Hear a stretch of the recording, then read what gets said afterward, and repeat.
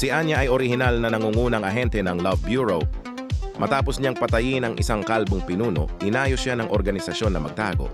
Sa panahon ng pagtatago, ang organisasyon ay nagayos ng isa pang gawain para sa kanya. Ang isa pang elite sniper, si Miles, ay itinalaga rin sa parehong gawain. Sinabi sa kanya ng isang dating kasamahan na ang tore ng bantay na ito ang kanyang tutuluyan sa susunod na taon. Gayunpaman, hindi ginawa ni na Miles at Anya ang kakaibang gawaing ito ng magkasama. Ginagawa nila ang gawain ng pangangasiwa sa lambak sa kanilang mga tore ng bantay sa magkabilang dulo ng lambak. Tinanong ni Miles kung ano ang nasa lambak. Ngunit ang sagot na narinig niya ay si Gorge, ang anak na babae. Nakatayo kami bilang Diyos ng laro, kaya masigasig na pinangangasiwaan ni Miles ang lambak araw-araw. Kahit mahangin at maulan, hindi ito tumigil. Pero sinong mag-aakala na may hawak talaga siyang binocular at pinagmamasdan ng babae, tapat na pinapatay ang kandila.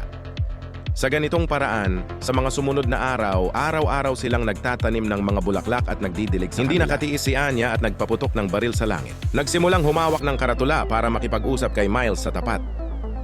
Sa hindi inaasahang pagkakataon, gumamit ng sniper rifle ang babae para basagin ang baso ng tubig sa kanyang bahay.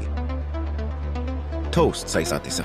At ang paglalaro ng chess na pinakamagaling sa mga babae habang lumalalim ang komunikasyon ng dalawa. Unti-unti nilang gustong hanapin ang kahulugan ng kanilang pangangasiwa sa lambak at ang katotohanan sa loob ng lambak. Kinabukasan, binalak ni Miles na dumauslos sa tapat ng cable. Kung walang aksidente, magkakaroon ng aksidente. Dahil sa biglaang pagkaputol ng cable, nahulog si Miles. Buti na lang may dala siyang parachute backpack. Agad na kinuha ni Anya ang kanyang kagamitan at tumalon patungo kay Miles. Nang makarating sila sa ilalim ng lambak, napagtanto nila na maaaring ito ay impyerno.